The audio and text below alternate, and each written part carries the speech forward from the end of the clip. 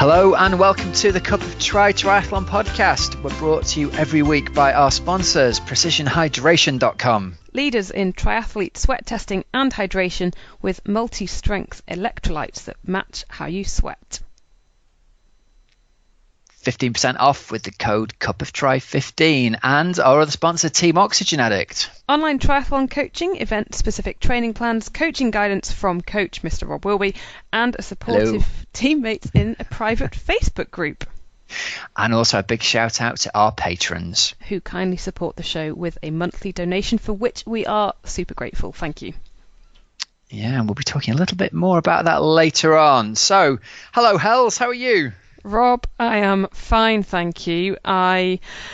So in the UK this week, we have had 2 days of like crisp sunshine, and I sent you a text earlier, didn't I, Rob, saying, oh my God, I'm going to do it. I'm going to go outside on my bike. I was a bit concerned because outside my house it was all like frozen solid still, and I was thinking, oh, was it all right? Were you okay riding? It was fine. I had checked out the road on my way home, and I think I just needed to just see some air. I hadn't seen any air, and I was like this kid riding along on my bike. I was only out for 45 minutes, and I really had to time it quite well because I needed to get back before it got dark. But I was like, come on, Helen, you can do this. And then I got back into bed with my hot water bottle and duvet, and had a nap. It was amazing. Brilliant stuff. It's great, isn't it? Days like today, early winter, sun's up, blue sky, freezing cold, frost in the fields. I was out pounding the fields this morning. Bit of cross country running action for me this morning. It was great. Everything was frozen. Oh, I bet it was stunning. Yeah, it was. Loving life. Every time I go out on a day like this, I get halfway and think, I should have brought my phone to take some photos of this. I'm determined to actually get a photograph of these beautiful mornings that are going on. Oh, you should. You see, I was on an early shift this morning, so I actually drove to work with a hot water bottle on my lap. It was early though, wasn't it? Was it like 4 o'clock you were driving to work? It was 4:15. But the hot water bottle was amazing, right? But then I'd get messages saying, oh, there's a really beautiful sunrise outside. And I can't see, there's no window at my seat. And so that was why when I came out of the office, I was like, oh my God, I have to get on my bike later. This is just too good. And it will be so cloudy later, the next few weeks. I was like, I'm doing it. I'm going to do it. So I had double gloves, double socks, and double buff. And my feet were cold by the time I got home, but 45 minutes was fine. I got through it. I'm getting you some heated battery-powered gloves for Christmas. I've decided. I'm going to do it. I'm going to find a pair from a motorcycle shop and get them for you. Yes. The hands survived. I went for a very, very, very thin pair and then ski gloves over the top. Nice. Double bagged it. Yeah. It's fine. I like it. Good stuff. Well, listen, today's episode, we have got an interview with Harry Wiltshire. We managed to get Harry on the show, which is great. It's an awesome interview with him. Harry's well known for racing. I can't remember whether he did 8 or 9 or 10 Ironmans last year to get the points to qualify for Kona. But we had a great chat about his career. So yeah, looking forward to that one later on. Fantastic. And I just remember seeing that, 1 week he was in Japan and then he'd be in like Bolton and you're thinking, oh wow, this is a trek around the world to get to Kona, but it paid off. He did it, yeah, totally. A great interview with him later on. Fantastic. Right, let's do some results then. I've had a few big races over the weekend. Our results today are brought to you by Precision Hydration. And we've got some news for the listeners. Precision Hydration they're coming up north, aren't they, Helen? Up north in UK.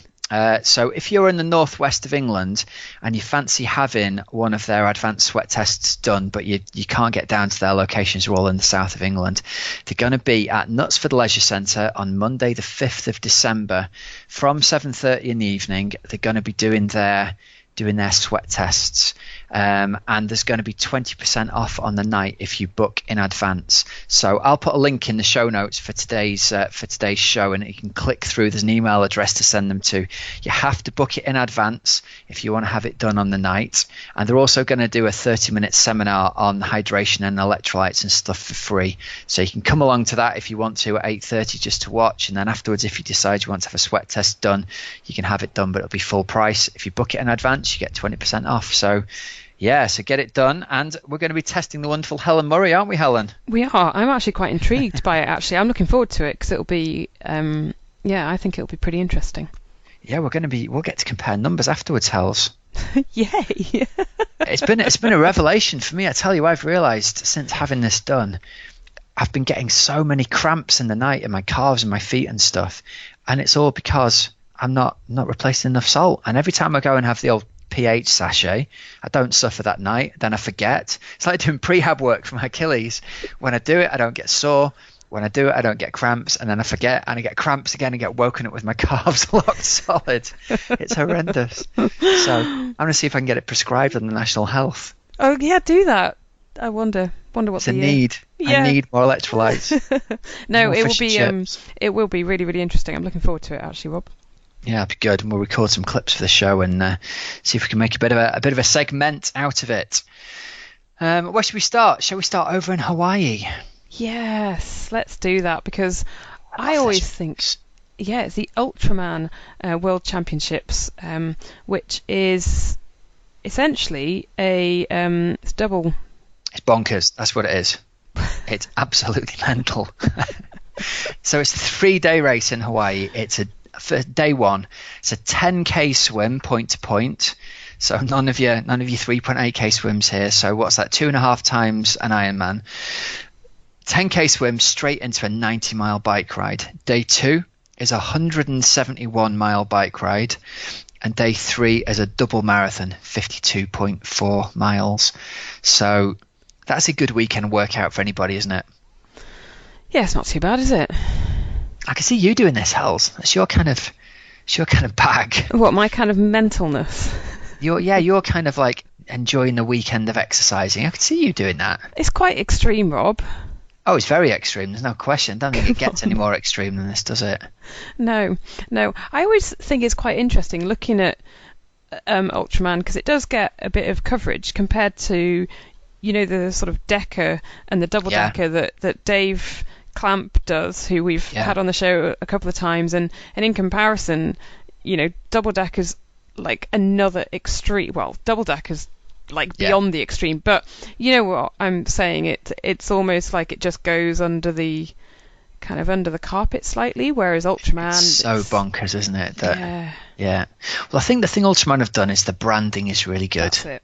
I think the potential is there for that brand to grow massively over the next few years, because I think with the proliferation of 70.3 and Ironman, people are going to be the kind of people who really love Ironman are going to be drawn to what's next. And I think this is the what's next thing.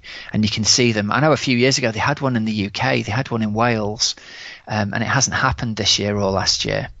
But they used to they had 3 races, I think, around the world where you could race to qualify for the Ultraman Hawaii. I think it's like 2 now. I think there's one in Canada and one somewhere else.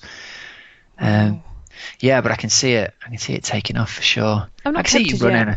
You could run a fast double marathon on day 3, Helen. That's exactly your bag. I'm not tempted quite yet, Rob, to be honest. Well, do you know what? We're gonna do our bit for sex equality here, because I think the standout performance of the weekend was the ladies winner, Kate Bevel-Aqua. She sealed the day with a 7:59 double marathon. So overall she finished in 24 hours and 44. But the amazing thing about this is she was 6th overall, and she was only just a shade 2 hours outside the men's winner, which is an amazingly solid performance, isn't it? It's well inside that delta that we usually talk about. Of like an hour over an Ironman. This is like 2 hours over 3 Ironmans, isn't it? So that's a stunning performance by her. Yeah, and I just think because she was out the water, like it was either 1st or 2nd overall on day 1, wasn't she? She's turned herself into a really good swimmer, because she if I'm remembering correctly, I don't think she used to be that strong as a swimmer, and she trains with Swim Smooth down in Perth.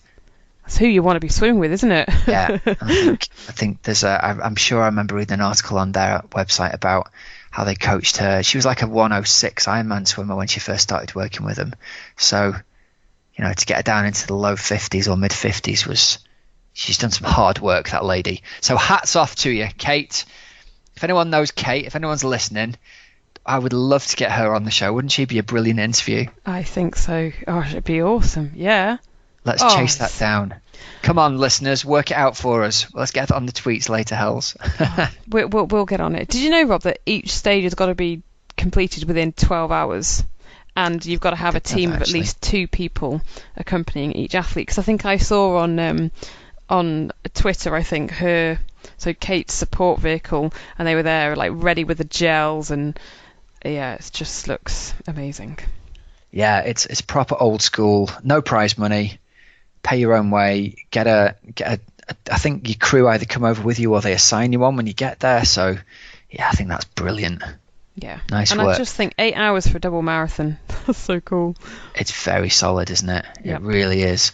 So Kate Bevilacqua takes it out in 24:44. Tara Norton in second in 27:56, and Stacey Studer in third in 28:42. Yep. Men's side, do you want to do the men's results? Yep. So Inaki de la Parra of Mexico won it in 22:34, and his double marathon time was 7:01.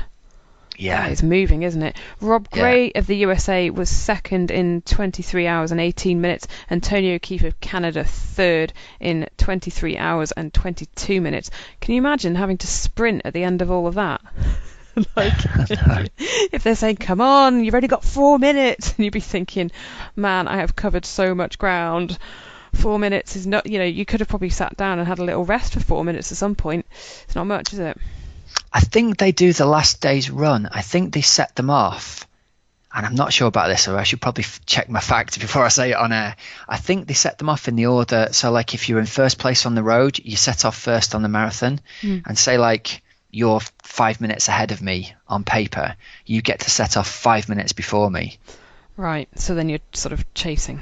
Would that work? Or is it the other way around? Don't know. It would work. Yeah, it would work, wouldn't it? Mm. So it's whoever crosses the line first and the double marathon would be the overall winner. Yep. Yeah, that would work. I'm pretty sure they do that. Well, should I tell you what I really like? The fact that last year Inaki did the race as well, but he got like pulmonary distress and he got fever and everything like that. I don't like that bit. Not well. No, exactly. But he was 13th in 27 odd hours. So to actually, finish first is come back and take it out. Yeah, pretty impressive. Yeah, that's good. It's not going on my bucket list, Rob, at the moment. I'm just putting it out there. No, not tempted. No, not yet. But when we're millionaires, Helen, they could go on the list for when we're millionaires. Hey. Oh my goodness, yeah, I'd have to be very, very, very fit to do that. Rob, should we sort of stay semi in that part of the world, but move slightly east over to Cozumel in Mexico? There. Yeah. Cozumel, and yes, it's great to see a win for both Freddie Van Leerd and Michelle Vesterby at Cozumel. Yes, but Vesterby was pushed a lot by Camilla Pedersen, wasn't she? Yeah, it sounds like they raced side by side for the whole swim and the whole bike leg, and then ran shoulder to shoulder for 10k. Yeah, even at 28k, Pedersen had like a minute and a half on Vesterby, and then I think it was 35k that Vesterby made the pass. Came back and made the pass. That's I love these races where it's turning into a proper race where people catch each other and with 5, 6, 70k to go. Yeah. I mean, you really feel for them because that's got to be so hard, hasn't it? Yeah. Getting caught by someone and racing for the win with 5 or 6k to go.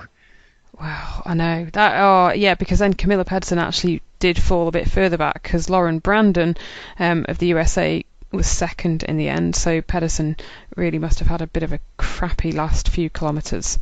Yeah, oh bless. I suppose when you're racing for the win, it's like she's done well to get third, hasn't she? Because often it's win or nothing. Yeah, totally.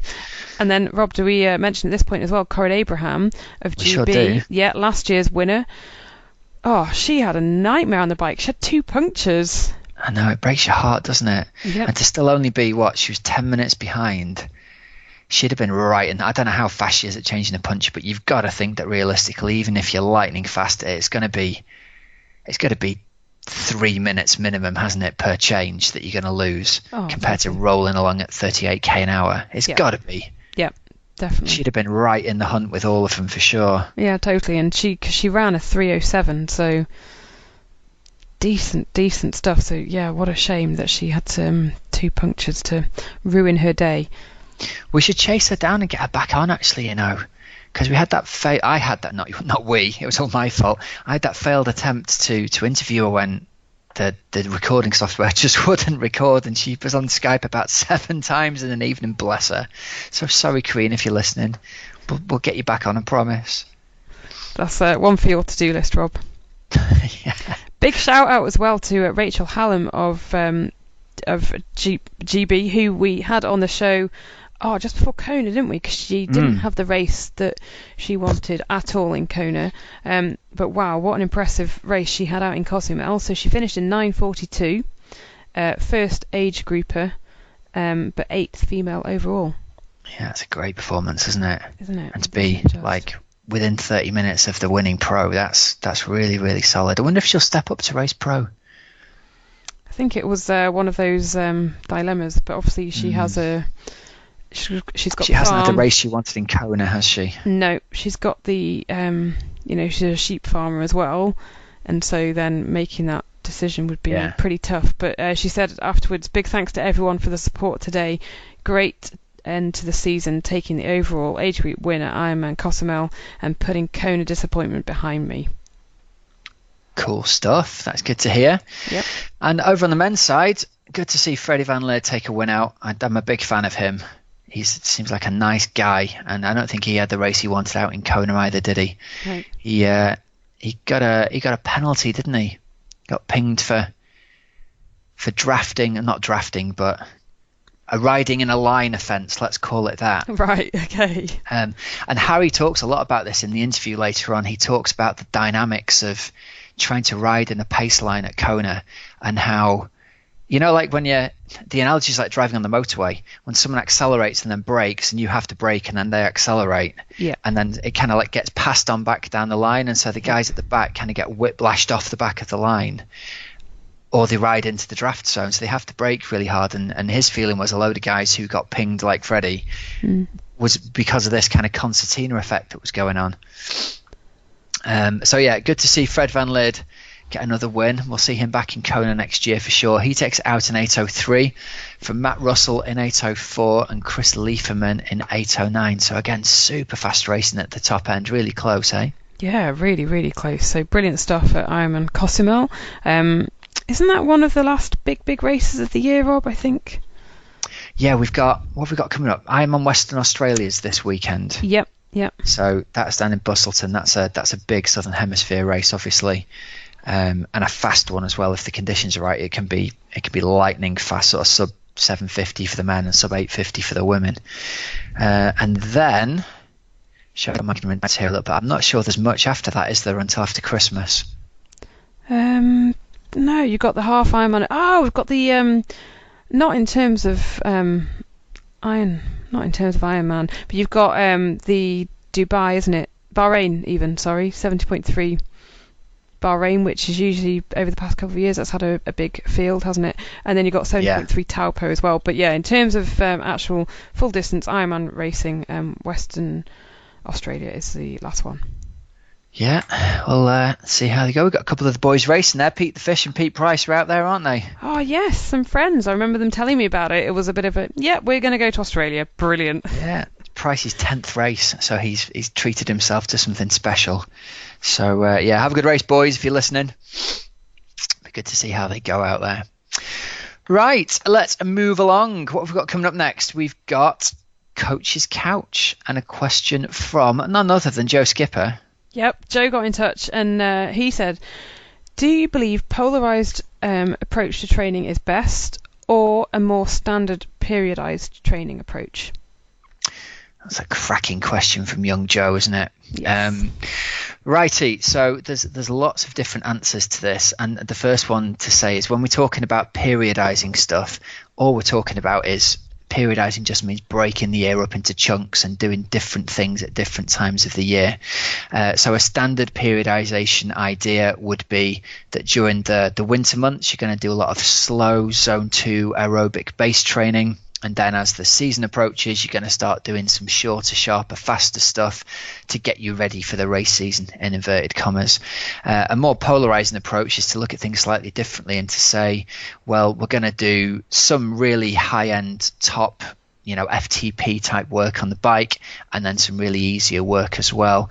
And I think my answer here is it depends largely on how much time you have to train. So a guy like Joe, who's a professional athlete and has got all the time in the world to train, well, I think it makes a lot of sense for him to have, a period of his year where he's doing a lot of slow aerobic volume, and partly because his body's going to need the recovery from getting hammered all the time, but partly because he's going to get some really good adaptations to his physiology, where if he's riding along at the top of his aerobic zone, his body is essentially going to get more efficient at getting energy from fat.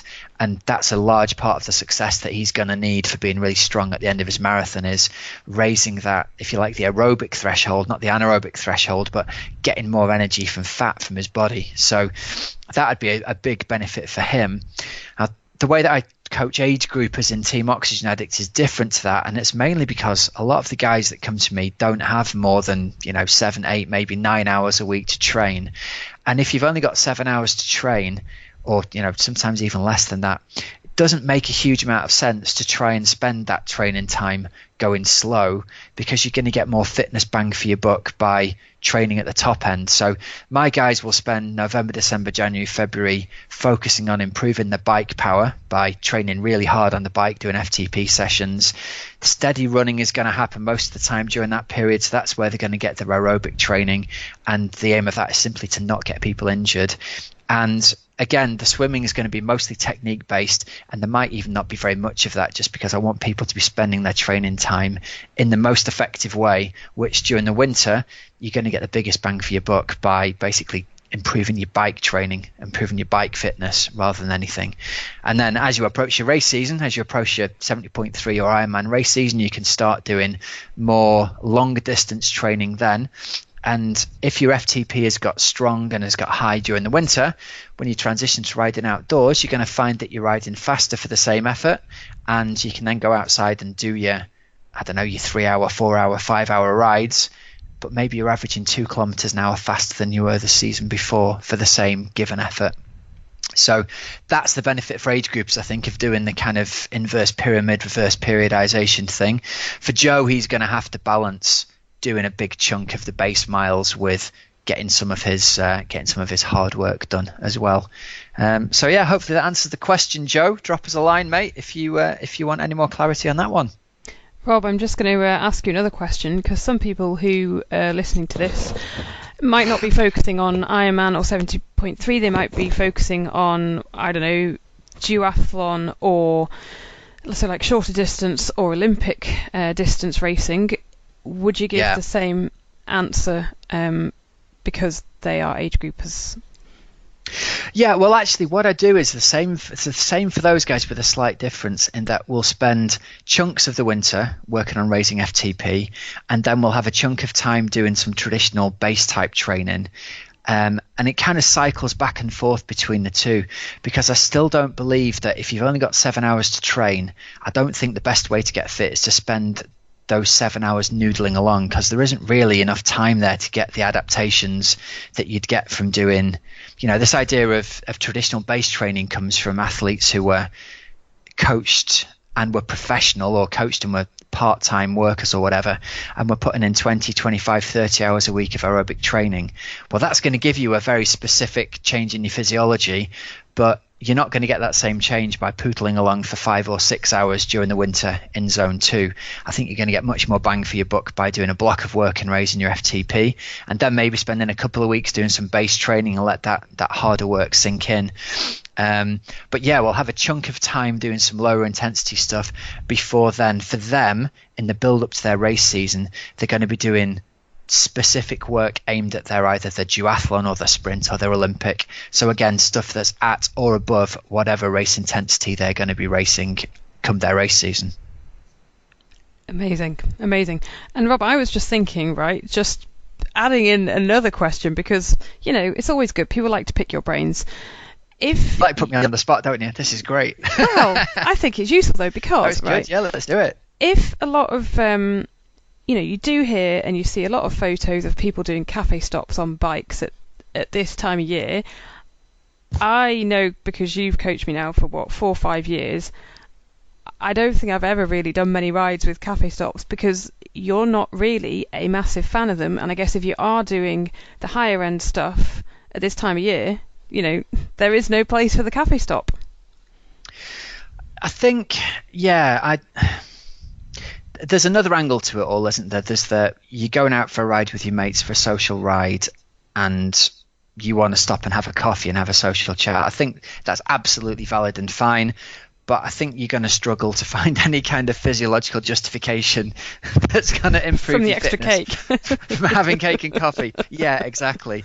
And I know it's something that loads of people enjoy doing, and that's the reason for doing it, because you want to have a social time with your mates, and there's absolutely no problem with taking your foot off the gas once every couple of weeks and doing that. But if you've got limited training time and your focus for training is to get fit, I'm going to sound like a real health Nazi by saying this. If the reason you're doing it is to get fit because you want to race, well, you're going to get fittest by training. You're not going to get fit by sitting in a cafe. But, I recognise people enjoy doing that. And occasionally, Helen, I've been known to have a cup of coffee and a cake myself. Good. So it's interesting, though, that coming back to Joe's point, I mentioned a couple of weeks ago that I got to go out and have dinner with Joe Friel, and we were talking about his latest edition of the Triathlete's Training Bible. And he brought this up. He said, in the original, I asked him what had changed, and he said, well, in the original version, it was kind of there's one way to do this, and here's my theory of periodization. And he said in the new version, there's kind of, I think he said 5 or 6 different ways to periodize your year, and athletes can choose from each of them to suit their own background, training goals, racing goals, time they've got available to train, because he's recognized that not everyone's the same. Not everyone's the same, exactly. Yep. So there we go.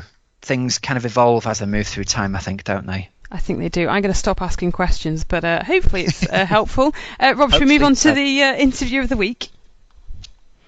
Let's do it. So today's interview is with Harry Wiltshire. We've talked a little bit about him before, but Harry is super hardworking, now racing Ironman and 70.3, was a former ITU superstar, very good swimmer, although as you'll hear, he doesn't see it that way. And we've got some very, very interesting discussions with Harry. Here we go. Here's today's interview. All right, I'm very excited to have Harry Wiltshire here with us on the Cup of Tri podcast. Harry, welcome to the show, mate. How are you doing today? Yeah, not too bad, thank you. Thank you for having me. Oh, mate, it's brilliant. It's been on our list of people to have on the show for ages, and when we were sitting watching you lead out the swim at Kona this year, we were like, we've got to get him on. We've got to get him on. So how are you feeling? Are you recovered after your long season? I started doing a little bit of training this morning, so it was my first swim back. I raced Ironman Malaysia, then went on holiday for 2 weeks, so I've been kind of hanging out in the jungle in Borneo, which was pretty nice. Cool. So yeah, I've had a good holiday, and I'm ready to do a little bit now. I'm pretty relaxed before Christmas. I'm going to South Africa next Wednesday. I'm going to go to Jodie Swallow's wedding, which should be good fun. Oh, brilliant! And I've got hold of a gravel bike and a set of running shoes, and I'm going to be on a bit of a game reserve out in the back of South Africa for 10 days. So I'm just going to gravel bike and run and ease myself back in slowly. Well, it's one thing I wanted to touch on later on with you, actually, but obviously you're known as an athlete who races an awful lot. And I was going to say, do you take a big chunk of time off then at the end of the season after your A race and kind of just regroup and chill out a bit? Traditionally, I haven't taken a lot of time. I suppose I spent a lot of time with Brett Sutton, and I'm kind of I suppose if you're from a school, I'm from a Brett school. He probably gave me my foundation in how to do things, and his view was that fitness is the important thing. Your body needs to keep ticking over. Your biggest injury risk is when you've had a decent break and you come back. So doing stuff isn't the problem. It's your head getting stale that's the problem. Right, gotcha. So try and find a way to just break up the end of the season. I remember Nicola Spirig, she had a deal with Brett where she didn't take a break at the end of the season because she went skiing for 2 weeks in January. So it was kind of, it doesn't really matter when you take your break, just do it for your head, do it for a little bit of recovery, and make sure you keep as much fitness as you can. So I hate getting unfit because it's so hard to come back. It's an But I try interesting and do point, different actually, things. that you mentally you need the break probably more than physically, and just by doing stuff like gravel biking and off-road running, you can still keep all those, the biomechanics of your running quite strong while still basically having a mental break and thinking of yourself as not training. Yeah, I mean, I've been trekking in the jungle and paddling a canoe, and yeah, I think keeping fitness and having a mental break and getting chilled out about it is kind of more important than that structured, I'm not doing anything. Yeah, yeah, And, cool. and I'm going to keep that going for the next couple of weeks. I'll jump in the pool 2 or 3 times because the idea of, in the pool this morning, we were swimming 400s and they were meant to be easy pace and then slightly harder pace. And I was swimming 5:25 minutes and it was a bit sore. And if I got in the water and was swimming like 5:30 on a max, I might get out and never get back in again. Yeah. I'm kind of getting too old. It's just too difficult to come back. So if I can keep a little bit of fitness just so that it's not hideous, that's kind of all I need to do at this time of year. Brilliant stuff. Hey, well, listen, let's talk a little bit about results from this year for you then. For the listeners who don't know your backstory, it's been a pretty great year for you this year. You had wins at Ironman Vichy and at 70.3 Weymouth after a pretty titanic battle against Threlfall and Hayes there. So we'll talk a bit about that. And you also had podiums at Dublin and Staffordshire 70.3s. You had a third Ironman Malaysia and a second at Ironman Japan.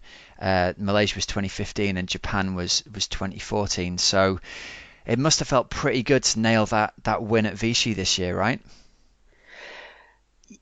I mean, yeah, it's nice to win a race, but I don't know. I kind of, when you don't get it right, you're thinking of all the things you haven't done right and how you can improve it and where you've messed it up. And when it fits together, it doesn't hurt that much. I've had some really horrible races. Bolton this year, I fell to pieces and I was all ready to topple about halfway around the run. I remember going through an aid station and just hearing some guy on the side of the course go, he's about to fall over, and thinking, he's talking about me. and getting around that race was horrible. And afterwards, I was just, felt like I was in bits. And then in Vichy, I kind of was comfy in the swim. I was in that position where I didn't really have to push the pace. I could just sort of sit there and go, I'm not really too worried. We'll see how it goes. And I was comfy on the bike and we were in a little bit of a break and I pushed a bit and suddenly I was going, well, I think I might be the strongest rider in this group. And once you've done that, the race has changed. It's not like someone's been kicking your head in for 5 hours. You get off the bike going, I'm still sort of in control. Yeah. And it's not very often that happens. So then I started running and the guy I was running with was running way too fast. And I'd raced him before over the years. And because I was fairly relaxed about it, I'm just going, Ivan, we can't hold this pace. This is going to be horrible. You don't want to do this. This is going to end in tears for both of us. And he just sort of told me to shut up. And then he blew his doors off. So after that, it was kind of, well, I'm in the lead and I still feel all right. So all I've got to do is not fall to pieces. And I didn't fall to pieces until maybe 35, 36K. And then I had a 2-minute lead and I just had to kind of hold on to get home. So I sort of finished that race going, well, that was all right. Like nothing went too badly wrong. That was good. Oh, and I've won. That's nice. But I don't know. So I kind of, when I mess it up, I get really upset with myself. And when it goes right, you kind of go, oh, the field was a bit weaker or I was a bit lucky today. And I don't kind of do loops around the room going, wow, it's amazing. I've just nailed it. I was just happy that I hadn't messed it up. See, you're pretty hard on yourself as an athlete then. You're kind of always looking for that, always looking for the next thing that's going to help you improve almost, even when you've won something. I think I've been doing it long enough to be a little bit realistic. Like I know where I am roughly in the pecking order, and the reason I'm still racing is because I don't think I've got the best I can out of myself, and I think there's more I can do, and I think I can be a better athlete, and I think I can achieve things. But I ride on a daily basis with Alistair and Jonathan, and you can't get too caught up in things because you have a minute by minute reminder that you're about 30% worse than other athletes that you're training with. So you kind of know where you are. That's a very interesting perspective, and let me talk to you a little bit about that then. Training with Alistair and Jonathan, is that your perception of yourself as you're riding with them? Are you just thinking, I'm going to get killed at any second? No, I mean, we've trained together for, I guess, 5 years now, and it's a small group. And the point of that group is that we're not trying to kick each other's heads in the whole time. that we're relaxed, and we know that when it's an easy ride, you go for a spin and you have a chat. But equally, when we do a rep session, you just see where the best in the world are, and I'm not there. Interesting. It's interesting that someone like you, who obviously is one of the very best triathletes in the world, still has that same experience that every single age group triathlete has of going to a rep session and getting dealt to by a slightly stronger athlete. Yeah, and it's not even that. I'll go to some of the university squad sessions, and some of the kids will deal it to me in a session. Now, there's a lot of guys who can do a good session, and I spend a lot of time going, just relax now. Just, that when the race comes round, if you put the right 3-4 months together, you can get results, and you can do what you need to in a race. Don't throw your toys out the pram because you've just had it handed to you on a 3K swim set in the start of December. Do you get the feeling that there's lots of talented people around? Yeah. And do you get the feeling that maybe, being Harry Wiltshire and having the name that you've got, is there a bit of a target on your back, do you think, when you do rock up to the university swim sessions and things like that? Do you think people are kind of looking over the lane ropes and thinking, that's Harry Wiltshire swimming next to me? I don't know. Yeah, I'm sure there are a couple of... when you get a new bunch of freshies in, you always know that someone's going to put you away, and you've just got to grit your teeth and go, well, that's fine, you do that. Do you know, it's so refreshing to hear this, because I think everyone's perception, I'm definitely surprised by that, because everyone's perception, I think, of you being such a strong swimmer in the sport of triathlon is that you wouldn't have that experience, that you just cruise up and down and, you can just swim away whenever you feel like it. It's so good to hear that you get dealt to as well. I've never been a fast swimmer, in terms of like a really quick 100. I've never had that top end. I've always been open water and longer distance. So...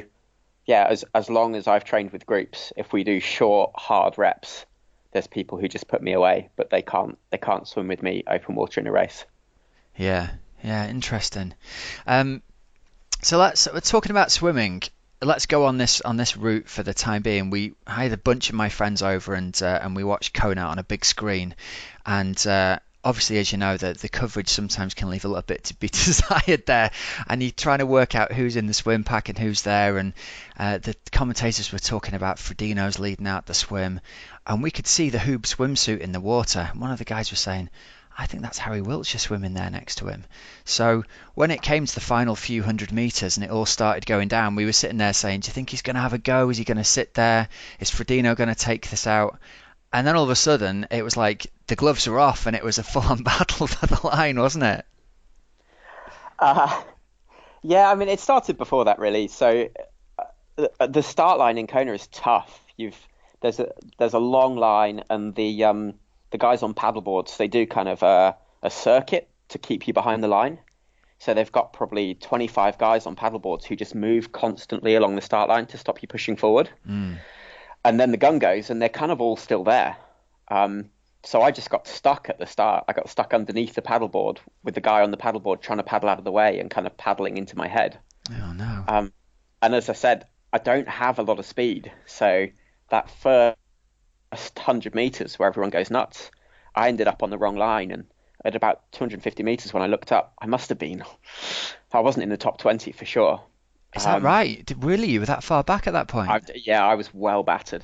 And I've been doing a bit more swimming because my plan for the race was that, look, if you're close to the front coming out of the swim, you'll be able to get a good position in that line, and it'll take the pressure off for the first kind of 10 miles of the race when it's nuts. And if you can get onto the Queen K in kind of 5th or 6th in that line rather than in 20th in that line, that's the best way for you to have a good race. Because I kind of knew if I ended up 25th in the line, and maybe we'll come on to the bike, but there's some tactics on the bike. People are trying to use the line and use the 12.5 meter gap to throw people at the back. I was going to be in trouble. So when I looked up, it was like, your race plan was to be at the front of this swim, and you are not at the front of this swim. So I was kind of pleased with me getting through.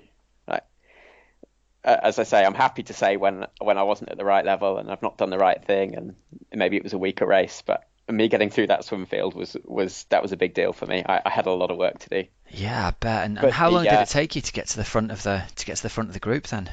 So it was after we'd gone past the boat, I think about 35, 36 minutes. So I didn't get to the front of the field until, I guess, 10 minutes to go. So you really had to work hard and swim through the group, hey? Yeah, well, I did, because people are quite good, and because as soon as someone gets on your hip, it's a big drag. I didn't really. I just went wide and did my own thing.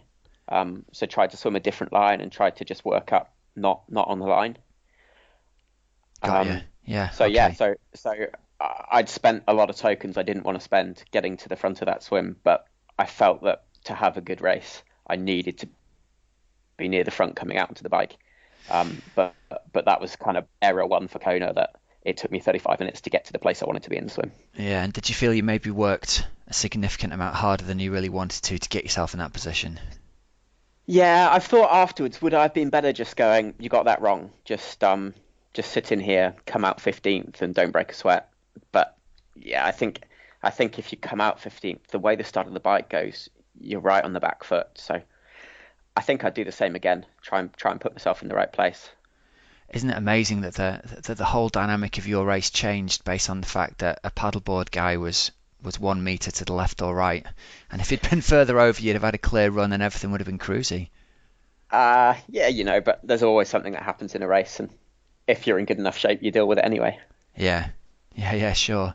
So we're in the last sort of 400 meters and swimming back towards the pier. We've got you. Was it Andy Potts as well as Frodeno in that group of three that got off the front a little bit? I haven't actually watched the footage back. I know Marco Albert was somewhere around there, and then yeah, I think Andy Potts was to the other side of Frodeno. Okay, and what were you thinking swimming towards that? I mean, you must have been thinking, I quite fancy getting out of the water first at Kona, because surely everybody thinks that, right? Um, yeah, but I did an interview with someone else beforehand, and they said, if Potts takes it out, will you go round him? And I said, well, if he's led the whole swim, it's not really fair to just sit on and then try and just sneak around someone at the end. People have got money on it, and if you've not contributed to the pace, it's just slightly poor form to kind of sprint at the last minute just for the glory. So I'd sat myself underneath Jan's arm, and you get a benefit there. There's a massive benefit. You start getting towed. Yeah. And at that stage, what I was thinking was, this is brilliant. My heart rate's through the roof. I've pushed way too hard. Suddenly the pace has gone down and I'm really cruisy here. I might be able to get myself back under control so that I'm ready to go at the start of the bike rather than being over the line. Yeah, okay. Once you're over the line for too long, it's your race over. So I was kind of really happy. Pace was low. I could see the front of the field. I didn't really want a little breakaway because I figured if there were a couple of us that went off the front, there'd be a big push. And I wanted to just relax as long as possible. I kind of wanted the pace at the front of that group to stay low and to be a line and for me to be in the line and for there not to be surges. So I was just really happy that the pace had gone down and I was there. And I was thinking, look, I'll just sit here. And I thought to myself, if Jan's taken the whole swim, it's not my job to go round him. Like, I didn't have a bonus on it. And I thought, obviously Hoob would like me to lead out of the water, but I'm not going to kill anyone for it. And then Potts went from the other side. And I kind of thought, well, hang on, Potts has gone now, and he hasn't led any of the swim. So game on. and actually, it worked out position-wise that I just stayed in that position and swam easy, and none of us wanted to smash it at that stage. So I didn't push until maybe 15 meters to go, and then once Potts had gone, I just jumped on his hip. And he kind of slowed a bit, and I only really had to take 10 hard strokes. So the main thing in my head was don't mess your race up for this. But if you're in the right position and your heart rate's low and the sprint's gone for a lead out and you're not taking it off someone who's pulled you all the way round, hey, sponsors would like you to go out. So I did 6 or 7 hard strokes to lead that swim. Nice. The bit that was nuts was the first 35 minutes to get to the front. Well, it's dead interesting getting your perspective on that actually, because I completely assumed that you just sat comfortably in the front group the whole way round and had no idea that that's how your swim had gone. So that puts a completely different perspective on things for sure. Yeah, well, we were all cheering anyway, mate, as you legged it up the steps and took the swim bonus. Were you in one of those the new Hoob swim skins? Yeah, the albacore. That's right. I'd done a little bit of work trialing it and used it a little bit beforehand. And there's all these claims go out about suits.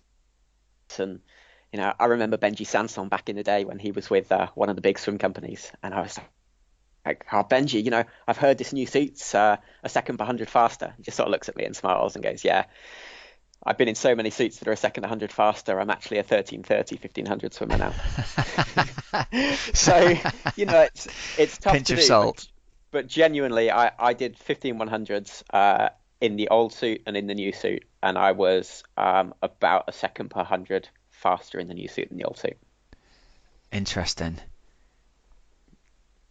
Yeah, it's that backs up. I had a couple of lads who were racing out there, and Dean from Hoob sorted them out with a trial suit to use on race day, which they were totally stoked with. And one of the lads in particular, Gareth, had the swim of his life, and he came out afterwards and was saying, "I'm never giving this suit back. It's magic. It's like Dumbo's feather to him."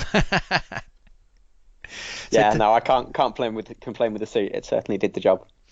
Oh, great stuff. Right, well, listen, let's keep on talking about Kona then. So you come out of the water, you've led out the water at Kona, which has got to be, the dream of tens of thousands of daytime athletes around the world. And you're out onto the bike. How did that play out then? Obviously, your plan was you didn't want there to be a little breakaway because you didn't want anyone gunning it on the front. You wanted the traditional pace line with you sitting there third or fourth. So is that how things worked out for you? It's nuts. The bit through town, you do the kind of the loop out and then come back into town, then the dog leg, and then back into the centre of Kona. And it is like an ITU race. People are just jamming it. And I got an all right position. There are people always trying to work their way up the line. And the referees, I think it's the only way they can do it. They said to us at the briefing, look, it's letter of the law. It's 12.5 meters.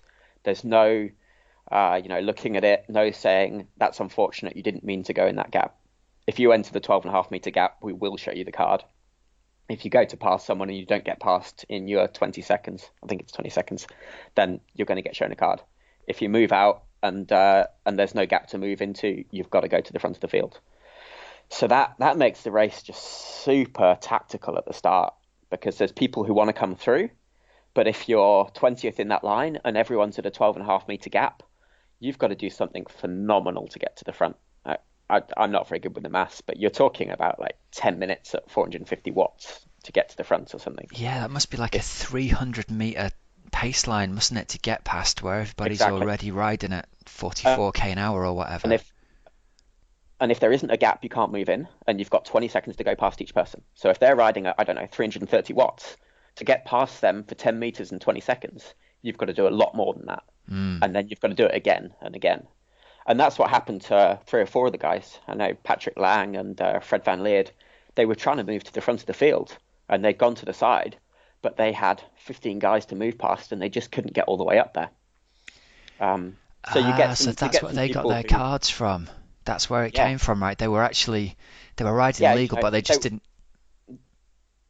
They weren't trying to cheat as such. They just couldn't ride to the front because the pace was too high. And once they'd gone out, unless you get to the front, you're getting a penalty. Oh, wow. You've entered that gap and you can't go back. You either get to the front or you're going in the sin bin.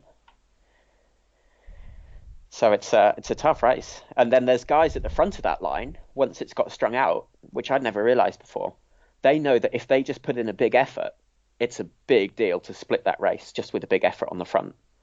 But the guy behind can't come in that 12.5 meter zone.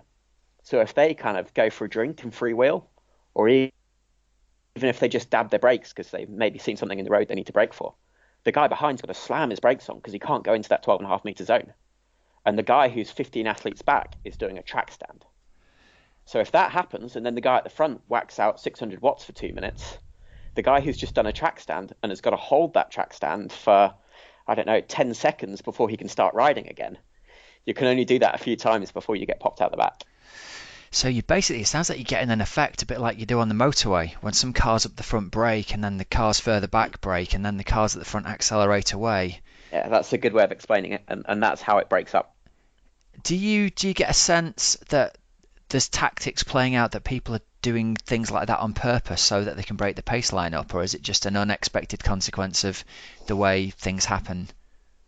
By the time that happened, I was kind of 15th in the line, so I couldn't see the front. But I've got a suspicion that's a tactic, and it's not breaking any rules. So I don't know if it's not against the rules and that's what breaks the field up. Then I suppose if it's not illegal, it's legal. Wow. So you've ended up with the situation where by trying to break up the drafting rules, they've made it incredibly difficult for anybody to change position in the pace line. And then the way the pace line set up means that the guys from 10th back are going to get spewed out at the back the minute anyone at the front sets up for a drink even, let alone if they do things deliberately. Unless you're strong enough, and that's the rules in the race. And that's why I wanted to be at the front, because I knew that effect further back was going to kill me because I didn't ride strong enough to deal with it. But ultimately, a couple of people came past, and people do sneak into those gaps if they think someone's not looking, straight round and into a gap that isn't there, and then you have to move back because they're in front of you or you're going to get a ticket. So it's just really tense at the start of the race with everyone trying to make sure they don't get a ticket, because 5 minutes is kind of going to end your race. Yeah. And trying to make sure they get the position. And there's a bunch of guys going, I don't ride strong enough to be 20th here and getting that effect, but I don't want to come out of the line and ride all the way to the front.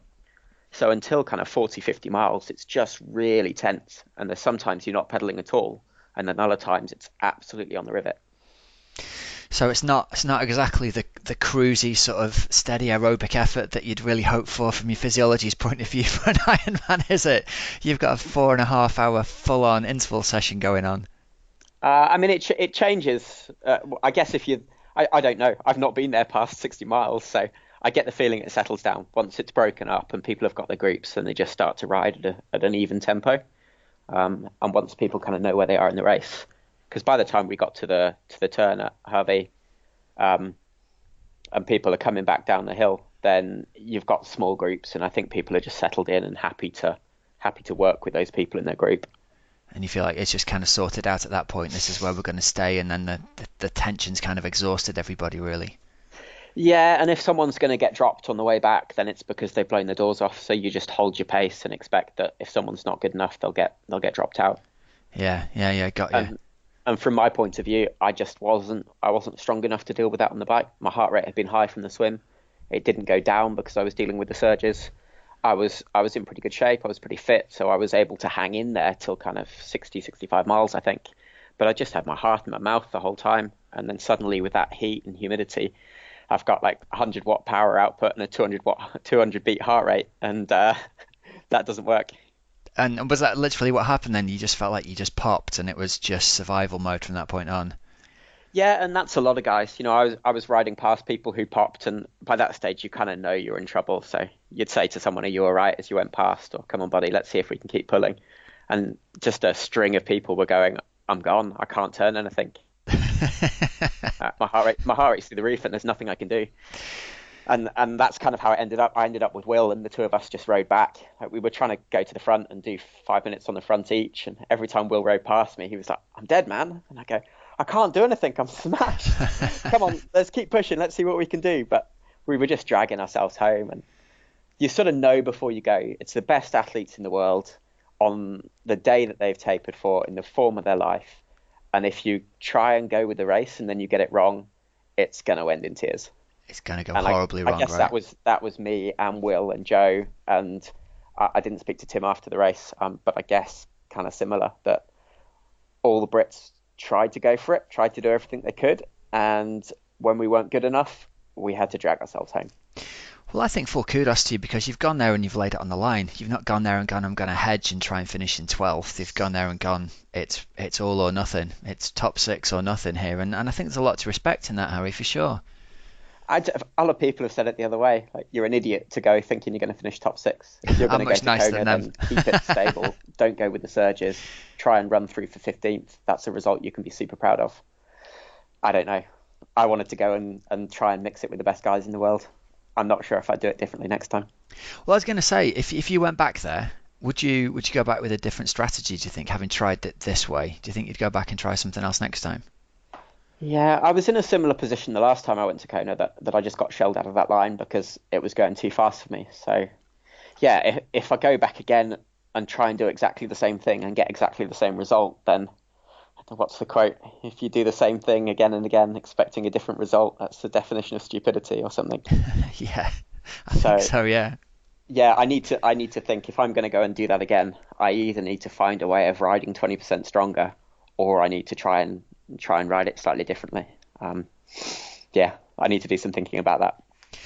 Well, it sounds like at least your path to getting to Kona this year was a bit smoother than 2014 when you ended up. Was it 8 full Ironmans you did in the quest to qualify that year? Oh, I don't know. I don't count. It would upset me too much. I'd promised sponsors I was going to go that previous year, and it was kind of on course. It was kind of looking all right, and then I crashed my bike in Nice and made a mess of my back, and it wasn't looking so good anymore. But then it became apparent that I could mathematically do it, and I ended up going to Ironman Sweden. So I think I'd done Melbourne, Brazil, Nice, where I'd crashed, tried to do UK, but my back was too much of a mess. Then went to Sweden and got a result in Sweden, but that wasn't enough to qualify. So went to Japan and got second in Japan to qualify. It was an adventure. It definitely sounds it. I mean, I don't know, you won't remember this, but I remember standing at the roadside in Bolton and chatting with one of my friends, and my friend said, I think that's Harry Wiltshire standing. And I said, it can't be Harry Wiltshire. He was in third place on the bike at the last time we got an update on the tracker. And we looked over and you were standing drinking a pint at the roadside. Was I? Yeah. I found Pete. You that year? You were maybe it was. I'm pretty sure it was 2014. You were standing on the hill there's a pub at the top of the hill on the run course. You know, the run loop, the very top point of it. And you were still in your race kit, and we were going, fair play. That's a quick way to get to the pub. That was the year before. That was 2013. Of 2013, was it that year? And I've been yeah, that's a different story. I've been pretty unfit in, was it 2013? It's either 2013. Yeah, 2013. I've been pretty unfit, and I'd said I was going to do the race, and I wanted it as a session, but I kind of knew I wasn't ready for an Ironman. So I parked my car at 12 miles on the run, and I got to 12, and that was my session done. Straight to the pub, pint of lager. You got a lot of respect from the local athletes that day, Harry, for sure, mate. Yeah, well, I mean, if I'd been fitter, I would have got round, but I didn't have an Ironman in me at that stage. Oh, fair play. Hey, well, listen, I want to... Go on, sorry. Juggling act. I've had to juggle other things alongside racing, and at that stage, I think I'd just done law school, and I just had this hideous year in law school, and I wasn't fit, but I didn't have any money, so I had to kind of keep sponsors happy, and I had to do commitments, but I just didn't have it in the legs. So I was like, that's the most I can do. I can get some TV time, I can get some exposure, I can keep some sponsors happy, but I haven't got a marathon in me after 6 months in law school of 15 hours a day. Yeah, well, I was going to ask you about that next. Balancing your training around doing the law degree and qualifying for the bar must have been incredibly difficult. Yeah, and I didn't do it particularly well. When I started that was after 2012, and I'd not been selected for the Olympic team when I thought I was going to be. I thought I was going to be that third man, and I wasn't making any money, and it was that kind of, look, I love doing this, but it doesn't make any sense. I'm not paying the bills here. I don't have a plan for afterwards. It's not adding up. I've got to do something else because I'm just stressing out that I can't pay my rent. And the answer seemed to be a law degree at the time, so that's what I did. Fair play. And are you now practicing? No, I'm not. So I finished the law course, and then I did the bar. So I did that part-time over 2 years. And I was really lucky that after I'd finished the law course, I picked up. I started doing some stuff with Triathlon Guard, and I did a bit more stuff with Hoob, and they really were able to help me out. So I could say, look, actually, I'm just about able to pay the rent with this. So I'm not losing money doing what I'm doing, and I still kind of love it. I spent 6 months in a library, and all I wanted to do was go and ride my bike. So if people are prepared to pay me to go and ride my bike in the Dales, then I kind of need to take this. Yeah, definitely.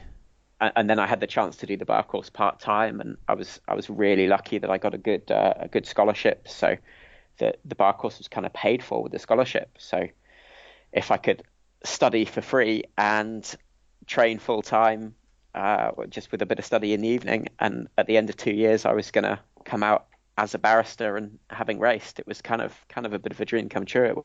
Yeah. Really well. And I don't think a lot of people understand how difficult it is for the, in inverted commas, the professional athlete to make ends meet, even when you're racing at a really high level like you are. I noticed you were is it an ambassador for the London Triathlon this year? Is that the phrase that they use? Yeah, so I was an ambassador for AJ Bell, who were the title sponsor of the London Triathlon.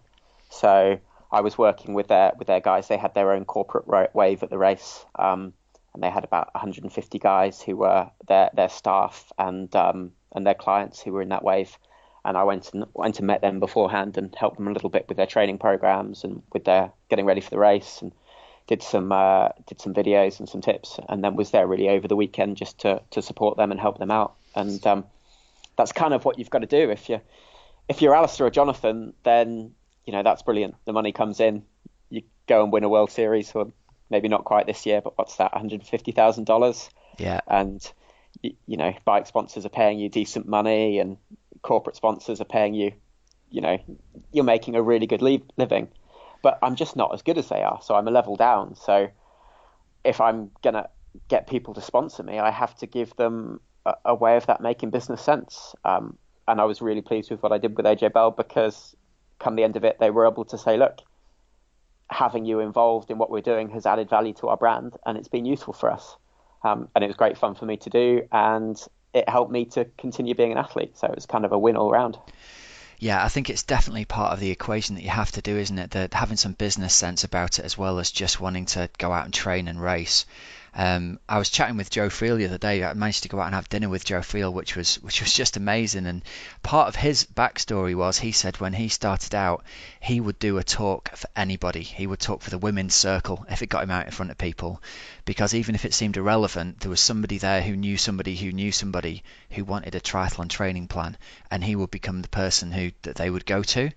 And I think more people need to be like that. More people need to kind of hustle and be willing to do anything to get themselves in front of people, like it sounds like you're doing.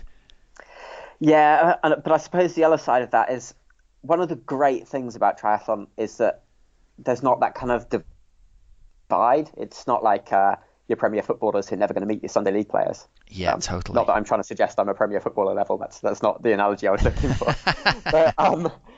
But we're racing with the same guys, and we're racing with age groupers and people who are at work, and brands get a lot of value out of some of those age groupers who are great at spreading the word, great at promoting the brand. And there are a lot of people who've got jobs who are really, really happy when a nutrition company will give them some product, or someone will give them a wetsuit, and they're really happy to promote it. And one of the issues that you have at the next level up is speaking to a sponsor and saying, well, look, I know that you've got a bunch of people that will bite your arm off for something free and publicize you all day long, but I'm trying to pay the bills with this. So unless you've got some money, you can't do that much stuff with me. Yeah. So it's kind of, I've always found it really difficult to try and say, look, I want to help out as much as I can. I want to be as proactive as possible. I want to add to your brand as much as I can, but this is my job and you've got to pay me.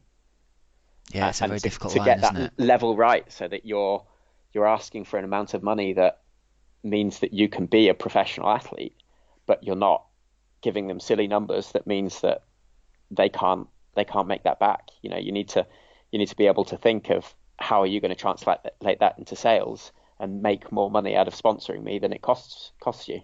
Yeah. And there's a bit of head scratching to do that, but I do my very best to do that for sponsors, because that's the only way that I'm able to keep racing and to try and get as fast as I can. And what does the future hold for you, Harry? What have you got planned for next season? I don't know if I want to go Kona again, because I did Vichy and Weymouth. They were both qualification races for next year. And the race in Malaysia, whilst it wasn't kind of the race I was looking for, it still helps me with some points. So one more sensible Ironman and I should be qualified for Kona. So that's definitely an option. And if I'm in good shape, it's something I want to do. And maybe look at Texas or South Africa early season. Then there's some races I've not done before. I'd like to go to something like Austria, a fast Ironman course. Oh, yeah, that's an awesome event. I've never been there, and I don't think I've been anywhere near sort of the fastest Ironman time I can do. So it would be nice to try and go and get a fast time in Austria. I suppose that magic barrier is the 8. I don't know if that's possible or not, but it's kind of in the back of your head. I was going to say, if you could get close to 8, that would be kind of.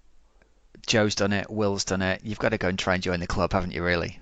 Yeah, there's been a jump forward this year, and I guess there's going to be a jump forward over the next couple of years as a few people move up to Ironman distance. But I definitely think I'm capable of getting in that sort of ballpark, so that would be really nice.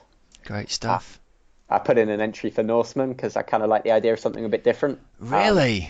I'll have to see how things go and whether it works out, but my name's on a list at the moment. Good on you, Harry. You should go and do Triathlon X in the Lake District if you fancy something like that. That's a brilliant event.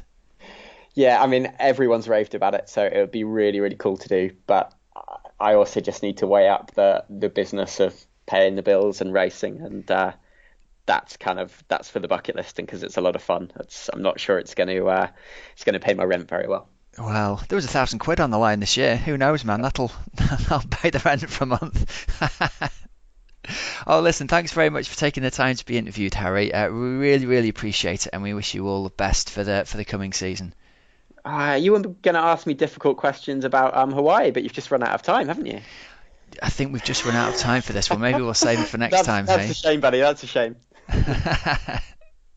Well, do you want to cover the difficult question before we finish? Let's do that. Come on. We've done too long. All right, there we go. Well, maybe we'll save it for the patrons, eh? Thank you so much for having me. I've really enjoyed it. Cheers, mate. We'll speak to you again soon. Thank you. All right, Hells, how about that for a cliffhanger to leave it on at the end? No, I want to hear the next bit. I know. Well, I chatted this through with Harry beforehand and said, do you mind me asking about the Jan Frodeno thing at Kona, and do you mind me asking about the Gomez thing from years ago when Harry got given a 6-month ban, and he kind of said, well, I don't want to go back to the past. And I said, no, totally fair enough. But then he went on and he talked a bit about it, and I said, well, if you say that on air, I think you've given a really good account of yourself, and it'll be interesting to get your side of the story out there. Then, as you heard through the interview, we talk a bit about the Kona swim, and I thought, well, I'm not going to push this. We've kind of covered the reasons for it. And so anyway, we ended up, I'd said to him before, I want you to do a chunk afterwards for the patrons only podcast that we're going to do, and we've got a big chunk about how he specifically recovers, because he did like 8 or 9 Ironmans in a year. What strategies did you have to recover when you were racing pretty much every weekend for a whole season over the Ironman distance? And so he ends up talking for about 15 minutes and talks all about the Frodeno thing, and then talks all about the Gomez situation. And some amazing things come out about accusations that were thrown around at him at the time about the Gomez situation when they ended up getting banned. So yeah, it makes for a very interesting interview. And so what we're going to do is, we said right from the start, people who were patrons of the podcast, we're going to do a special edition for you guys. That's going to come out over the Christmas week, and we'll release that, and we'll send all the patrons details of how you get access to that. Still time to sign up to be a patron if you want to do. We're going to have clips from 5 or 6 different pro triathletes in there, so stay tuned for more details, hopefully. Fab. And what about news this week, Rob? There's a few bits and bobs been happening. I've seen that your favourite race, Triathlon X, there's news about that. Yeah, love Triathlon X. It's actually full at the moment, but what they're doing is they had 200 slots last year, and they're expanding it. They've decided to 250. So we're recording Tuesday night, the 29th of November 2016. They're opening their doors Wednesday morning, the 30th of November, with 50 extra slots, and I reckon they'll go in the blink of an eye tomorrow. So if you wanted to race Tri-X but you missed it, get in first thing tomorrow morning and get yourself on that start list. And you can go back and listen to the live podcast that we did. I recorded about 30 minutes of audio as I completed Triathlon X during the summer. If you've not heard that, I think it's episode, what must it be, Hells? About episode 80, something like that, wasn't it? That is properly putting me on the spot there. I don't know what number it is, but I can tell you. Must be about 20 weeks ago, mustn't it? Oh, yeah. It was mid-June, wasn't it? So. Yep. Oh, well done. Good work. What I can tell you, though, is... fast maths by me here. It is absolutely worth a listen, because you hear a different side of Rob, I think is fair to say, in that you went into some really... Yeah. He went into some very, very dark places. So it is a really good listen. And if that kind of thing is what makes you tick, then yeah, get involved. Triathlon X. Yeah. So Triathlon X is like the England's version of Norseman. It's the what they reckon the hardest course in the country, one of the hardest courses in the world, with 5,000 meters of height gain on the bike and about 6 or 7 mountain passes, and then a mountain marathon that climbs up and down England's highest peak of Scafell Pike. So yeah, go back and check that out and have a listen, and if you're inspired, get yourself on the entry list tomorrow morning when it opens again. Yeah, again, not one for me, but Good stuff, it does look brilliant. In other news, Rob, Alistair Brownlee has become the first triathlete to get on the shortlist for the BBC Sports Personality of the Year award. So after like 62 years, I don't think triathlon really existed 62 years ago, did it? But Alistair Brownlee is on that shortlist, which is pretty impressive. 2 gold medals, and obviously really, really got noticed by so many people after helping his brother across the line at the grand final in Cozumel. So what do you reckon, Hells, on this? What's your opinion? Do you think that obviously the double gold medal achievement in itself is amazing, but the helping his brother across the line at Cozumel thing took triathlon to a new level globally, didn't it? Not just in the UK, but across the world. It went viral on Facebook and they were on like Twitter. TV and everywhere, weren't they? In the US, like in the UK. Do you think the combination of that might be enough, especially with all the emotion that goes along with that, with the voting on the night? Do you think that might be enough to get him the votes to win it? Who knows? Or do you think motor racing is still gonna take it? No, well, I think you've got to. I think sometimes a lot depends on the night, doesn't it? Because I remember last year, like Kevin Sinfield was runner-up, rugby league player, and that's because there was a massive, the whole of rugby league just phoned up and voted, and that can have a huge impact. Shall we mobilise the vote? Shall we mobilise the triathlon vote? Well, this is it. People can. If you enter triathlon, let's block a vote for Ali Brownlee. Well, that's what people have to do, don't they? They have to register and get on it. Get on. Yeah, definitely. Yeah. And also, do you know what? It's the 220 awards as well at the moment. I was looking at this the other day. The voting or the nominations for the 220 awards for this year have just opened as well. So get on there and vote for him on there. There isn't a podcast award, unfortunately, Hells. I emailed him and said, you should have a podcast award on 220. Did they reply saying... I haven't heard anything back yet. Well, they have their own podcast, so they might not... Well, it'd be interesting, I'm confident in our product. I love it. Yeah, but I think you should all go online on the 220 award and block vote for Helen Murray as age group triathlon performance of the year. No, please don't. Bob Wilkie as coach of the year. Do it. Come on, do it. Nowhere. No. God, no. Really, don't do that. Oh, Hells, really? Why not? You can vote for Rob.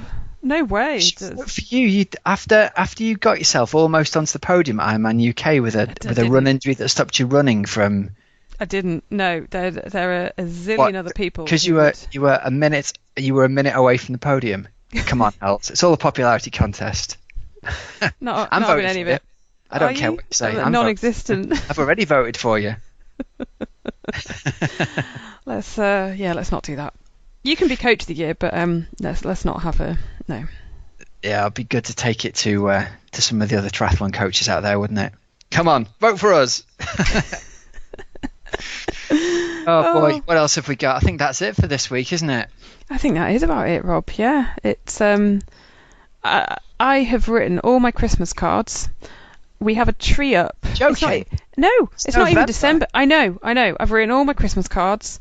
And we have a tree up. This is just insane. The reason being is because basically I'm skedaddling. I'm out of here. 2 weeks time. Of course, yeah. You're heading away for Christmas, aren't you? Heading away for Crimbob. So I'm getting organised. I'm going to be the guy buying the last Christmas tree in the shop for £73 the night before Christmas. Between the two of us, we're going to have like a normal reaction to Christmas. Yeah, one extreme, one end, one the other. I've never been this early. Sign your cards from me as well. To anyone that we know. Helen, Rich and Rob.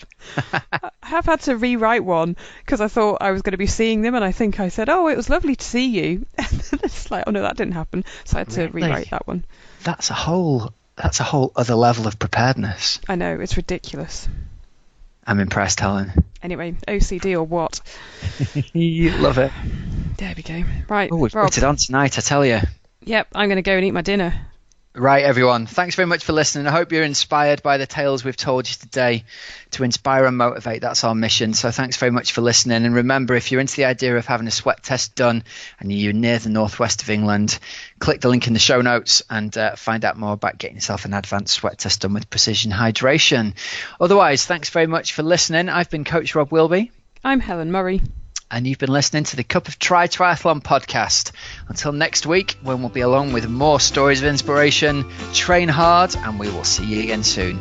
Cheers now.